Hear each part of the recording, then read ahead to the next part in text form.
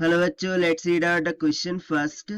A solid body rotates about a stationary axis so that its angular velocity depends on the rotation angle phi as omega equals to omega naught minus of alpha phi, where omega naught and a are the positive constant.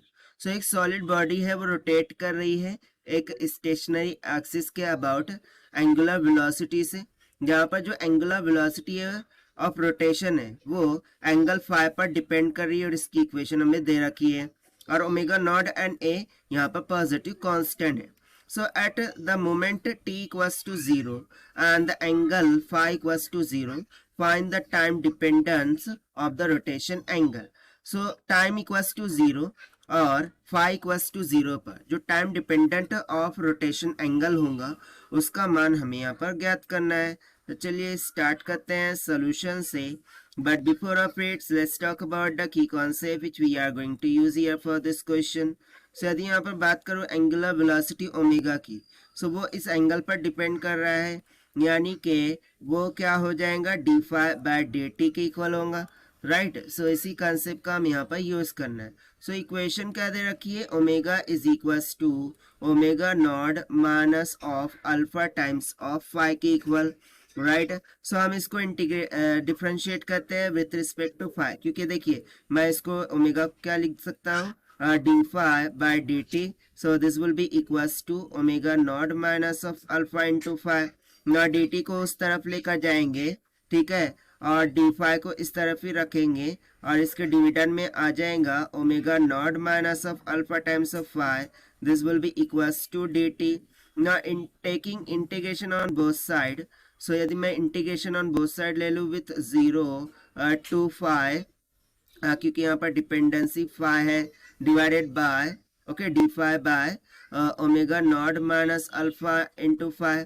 This will be equals to इधर हो जाएगा integration of 0 to T D T. So यहाँ पर simply इसका integration क्या आ जाएगा minus of 1 by alpha, ठीक है, माइनस ऑफ 1 बाय अल्फा हो जाएगा और यहाँ पर हो जाएगा simply n n of omega not minus of alpha into five and the limits will go from 0 to 5. That will be equals to, और यहाँ पर सिंपली हो जाएगा t and the limits will go from 0 to t. Right. So this implies minus 1 by alpha, upper limit lower limit substitute करेंगे. So हो जाएगा l N of omega not minus of alpha five minus of lower limit 0 substitute करेंगे. तो ये तो simply L N of omega not की equal हो जाएगा. This will be equals to T. Right. So इसको हम फर्दर थोड़ा सिंप्लीफाई करते हैं. सो यहाँ से minus of 1 by alpha in bracket ये हो जाएगा अकॉर्डिंग टू लॉग प्रॉपर्टी, ये हो जाएगा l N of omega not minus alpha into five और ये चला जाएगा डिविडेंड में omega naught. This will be equals to t. ठीक है ना. माइनस अल्फा को उधर लेकर जाएंगे. सो ये हो जाएगा l N of omega not minus alpha into five by omega naught is equals to minus alpha into t. Taking यदि मैं लॉग को यहाँ से हटाऊँ तो उधर रेस्ट टू द पावर हो जाएगा. सो यहाँ पर हो गया omega naught alpha into five divided by omega naught is equals to e raised to the power minus alpha into t. ठीक है. सो इसको फर्दर थोड़ा सिंप्लीफाई करते हैं.